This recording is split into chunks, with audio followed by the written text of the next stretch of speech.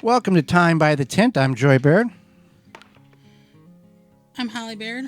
And we are going to review the behind the scenes of our 5th weekend up at our land. This is an off weekend for you. You, as mentioned in prior episodes, you come up every other week. All of those past behind the scene commentary and full non-commentary videos will be in the show notes below. This is our property in the Northwoods of Wisconsin.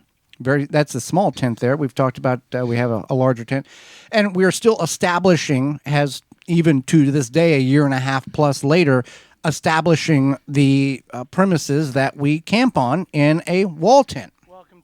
I wouldn't say establishing. I would say Developing, refining. I don't know, something like that. altering. We named our land last week. Yeah, we did. You chose that name. I mean, yeah, somebody had to name it. Well, I just call it the tent or the property. Well, all my friends call it Peaceful Pines. Okay. So anyway. This would be early August. Yeah. And in this video, we're going to get some more wood cut, going to get my bow sighted in and create rinse off area 1.0. Yeah, it's like we're up to like 3.0 now, I think. Yeah. So this is an Ozark wall tent, 10 by 12. We now have this tent plus a 10 by 20 that is connected, and dealing with something that, this is 3 hours from our property, a little over 3 hours, which we knew that was the area in which we were going to need to venture out to find a piece of property that matched what we wanted and the financial restraints that we had. Put stove in last week, I think it was, or 2 weeks ago. Logwood stove, a very large one. Lighting is not the great. We have worked on that. So that is not only is the aspect of the property being developed, it's the difference in the videography. Whenever, on our other side, we have a gardening video channel and a large gardening radio show, and we're like in full sun all the time when we're filming in the garden, in the studio. So it's a whole different thing. Getting some lanterns. This was something something we came up with, that around the perimeter, around the area of the campfire, we have a number of lanterns in which we illuminate. Oil lanterns, not battery. And that's what I'm feeling here. We got on the right-hand side on the table, there's a indoor lantern. And then I guess that's a lantern or a lamp. Oil lamp, I guess, is what would be the terminology used on that. Yeah, so here you are, you're talking about filling them. I like our little outdoor lanterns. It's very cozy. I don't know how, it must be the quality in which, now these are not, El Cheapo ones we bought on sale. We did get them at thrift stores and stuff, but they're just, the longevity of them just are not lasting. Where they're just, the mechanical operation of the wick advancement is not as strong, and it's a whole thing. But this is the way to go: the oil lamp and oil lanterns outdoors, because the whole batteries are great. What do you call it? Fairy lights are wonderful, but when you hang stuff like that up, things are going to get tore down. I do want fairy lights. You do want fairy lights? Yeah, around the campsite. What like fairy lights, like what Jack has up at his cabin in the Northwoods, those big bulb ones that run off a battery box or a battery pack, the big maybe teardrop ones that he made around the some cute ones. Some cute ones, okay. I didn't know there was options. Oh, there's hundreds of options. Oh, well, we need to look at options. Because I had looked at those type of lights for the internal lighting of the tent. You did? Not fairy lights, but I don't know what you call it, backyard camp lights that are very low wattage. I like dim lights. Well, we'll discuss that. Overhead lights. We'll discuss that at a different time. So here you are filling this up. Yeah. But back to the lantern thing. We've went through 2 of them now that are no good because the advancement of the wick is no longer operational. And the wick operation, that mechanical portion, cost way more than what the lantern, a brand new, like Walmart lantern costs. They're about the same. A Walmart lantern is like $17 to get the parts for the one lantern, which is a fancier lantern. It's $17. Right. So I don't know what else to say here. You're filling this up. I don't know why you're showing this so much, but less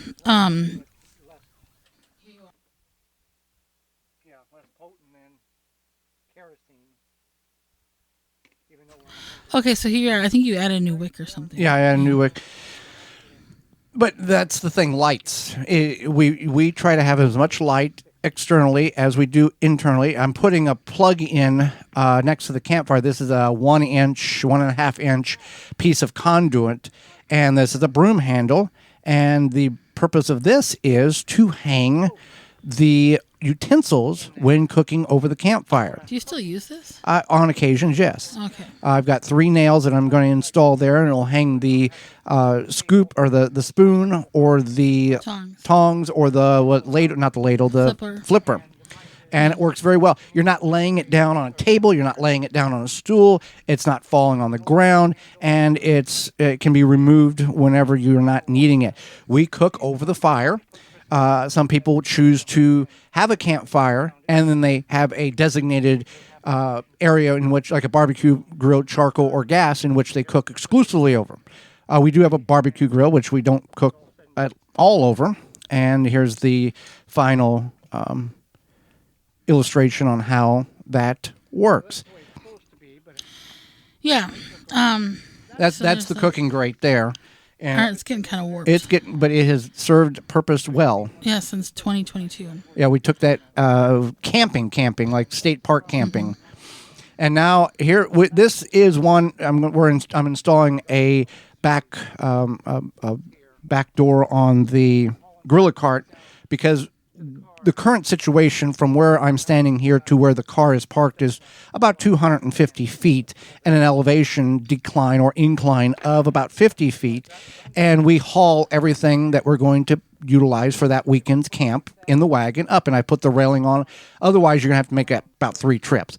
The railing, there's a lot of videos online that illustrates the measurements that needed, and I did that real quick. But the gorilla cart was one of the best investments. I mean, there's a lot of great investments that we had in land, but this is one of them. Chainsaw is another one. But it has 1,500-pound capacity, so I can move a lot of wood wherever I need to. And the purpose of installing this tailgate is because, as you'll see here, things will fall out. We used to... with our clothes bag and our luggage and battery banks and all of the deal. We don't need that stuff falling out or getting damaged. No. So I'm installing eye hooks on both sides, and I didn't have a normal drill bit, so I'm using this eye hole drill bit and making that work. And bungee cords free, eye bolts free. And those are my bungee cords. They weren't free. I've never seen you use them. I know. I'm just saying You've contributed them to the camp. Okay, fine. I guess you can consider them free. I've had them for probably 2 decades at this point. And never have I seen you bungee cord anything. I don't remember why I have them. And this here is the back of a swivel chair, the plastic portion that I've taken off. And I was going to... I figured that this would be something that could be... that would work very well. And the advantage to the bungee cords is as the material in the cart shifts, the bungee cords give and take, and that panel or that chair back kind of acts as a backstop, and it keeps the items from falling out. A lot of this stuff is either, you've seen it on another YouTube channel, you've seen it in an article, or you said, okay, this is what I need. How can I utilize this and make it to what I need to fulfill the requirements of the problem that I have? Yeah, absolutely. And this was a very smart idea to handle the problem of the stuff falling out the back of the wagon. And it does work when you're having a lot of wood in there too. That wood doesn't want to roll down because it kind of gets locked in that back. The panel there. Were the holes already there? The holes were already there because it has the adjustments on the back of the swivel chair. And I did cut the holes a little bit bigger, but it works really well. And that was another project that was complete. All right. So it looks good. It's handy.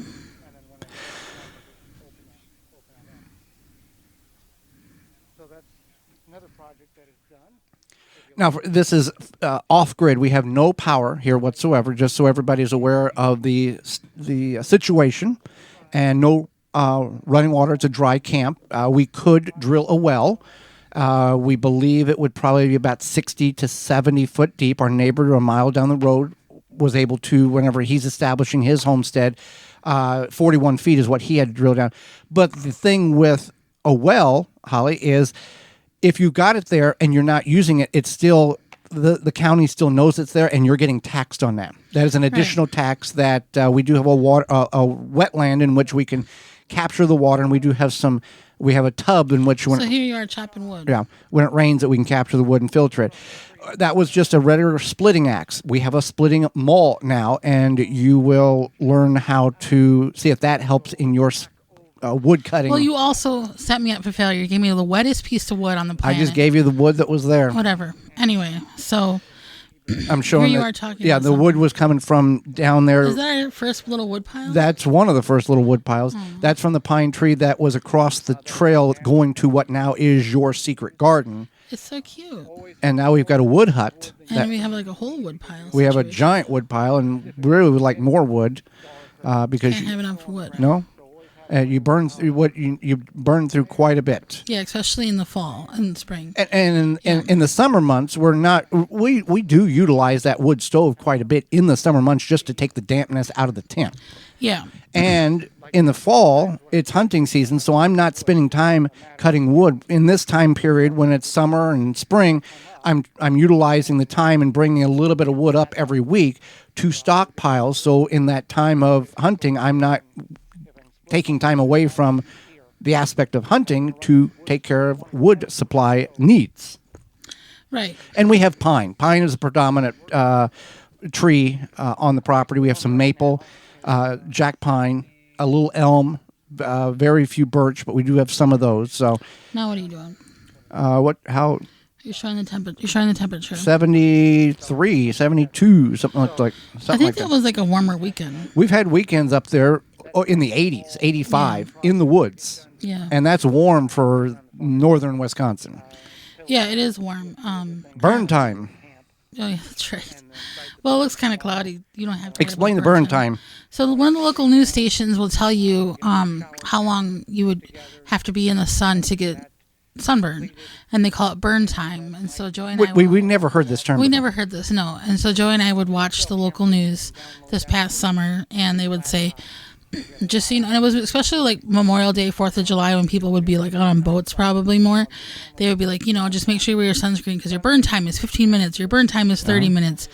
We don't necessarily have to worry about that as much because we have a lot of shade coverage. But there is a tremendous difference from where you're standing down here and then go to the car where it's open. Yeah. There is a 10 to 15 degree difference immediately. Right, and that's true. And I still put a little sunblock on, especially my face, every day when I'm there, just because you don't know. So, yeah. And then the station that is informing us of this, it's a northern, it's an NBC station that is in the northern portions of Wisconsin, and it's about 45 minutes from where we're located. So that is the predominant station we look at when it comes to weather, like radar and stuff. If we're there, we tune into that TV station because we have a TV in the tent, and we have an app that that's where we check on the burn time during the week when we're not there, just for the fun of it. They do their little weathercast on, I guess everybody does, but they do the weathercast on the app. And this is the wood in that trail that started the pine pile that you said was cute earlier. That's cute. It's mushy on the outside, and the center is completely rotten, but there is like 60% still good wood. Here's more wood, small wood that we're bringing up. And this right here at this point of the ownership of the property, this is just simply stuff around the tent. This is not going across there or going. This is just cleaning up the deadfall that is near the tent before we start expanding out farther. There's some raspberries and blackberries locally around the tent there. I have recently found a patch that's probably the size of a basketball court that we were getting. I would go out and pick 4 cups in about 30 minutes. And we did that a couple of times. Really good. You felt that they were smaller, but also it's in sandy soil country. It's not, backyard beautiful black gold planting your raspberry plants or your blackberry plants. Yeah. What are we having for supper here? Burgers and tomatoes, homegrown tomatoes. I don't know. You're asking. Yeah, that's me. what I I'm wasn't telling. there. That's what I'm telling you. Yeah, you got some burgers. For you, those who are watching, do you have to have a hamburger bun, or is bread okay? What is it for you? Is there a requirement? You know the answer to that question. Tell them what the answer It's is. bread. It's okay. Bread's If okay. you had buns, you'd take them, but it's Yeah. not a mandatory. I can't I do it don't even unless. I don't even eat a burger on a bun or bread half the time. I just eat it on the plate at home. Now, if I'm out to eat, I'll take the bun, but then I usually end up just taking half the bun off. It's like a little bit too much bread. So here's the rinse off area. We had a tool or a device where you pumped the water up and it had a little hose and you sprayed yourself off with it.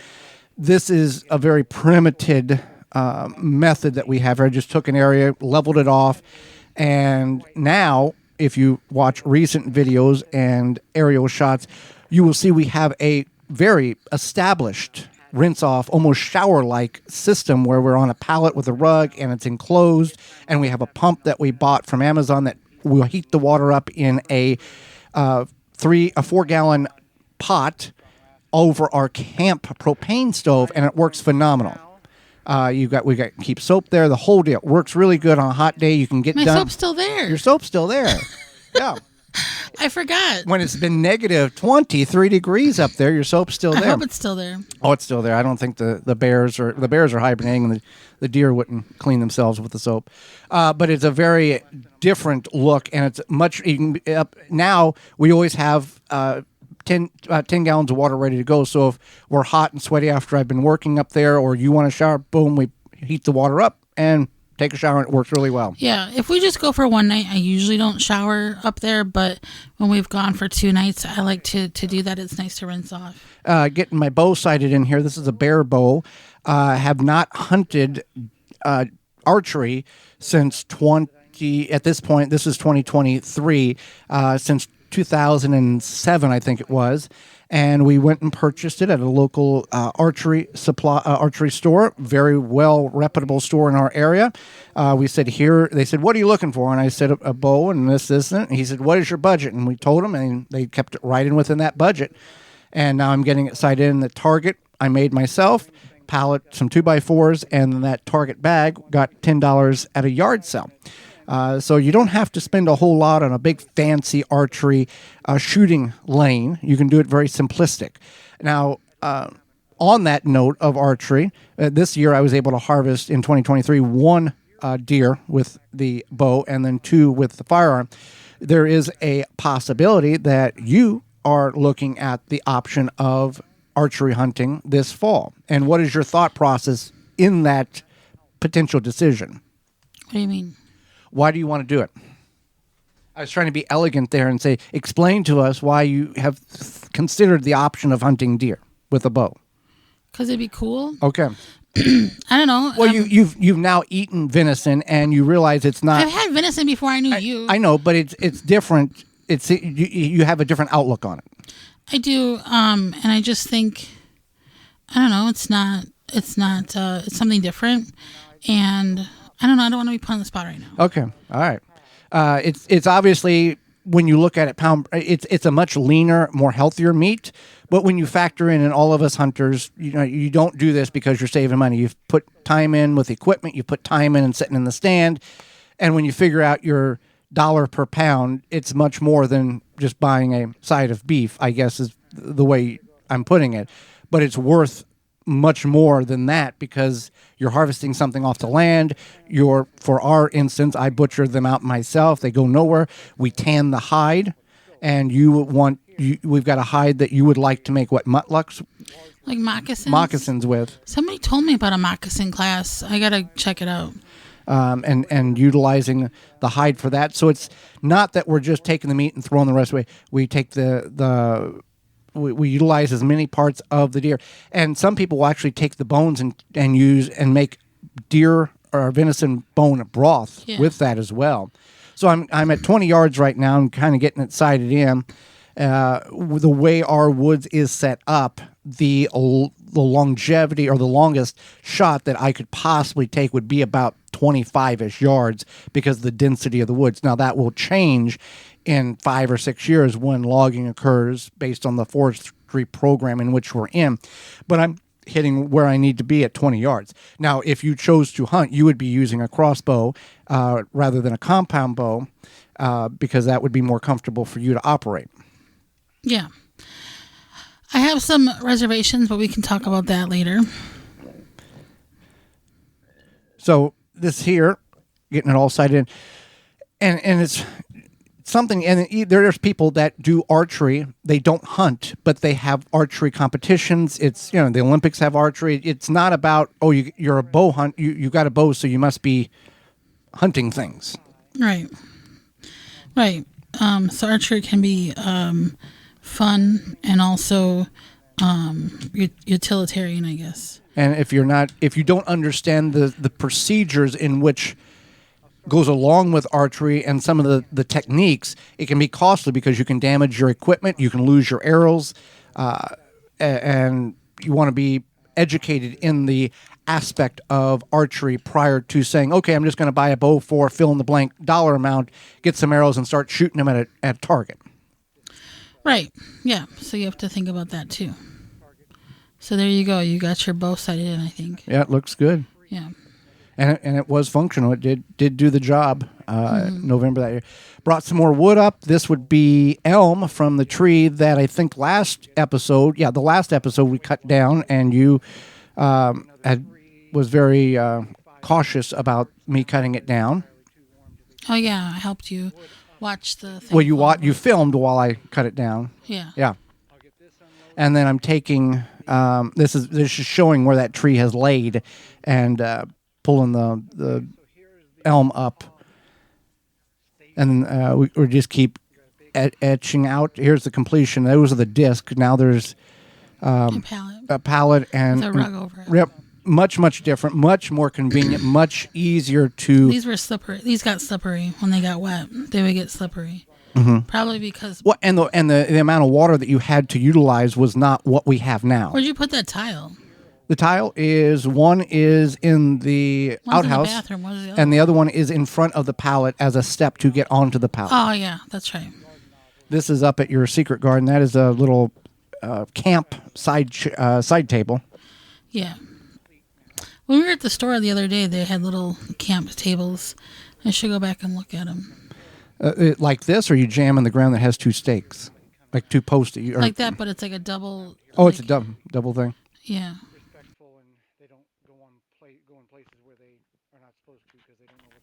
And there's the wood that was split.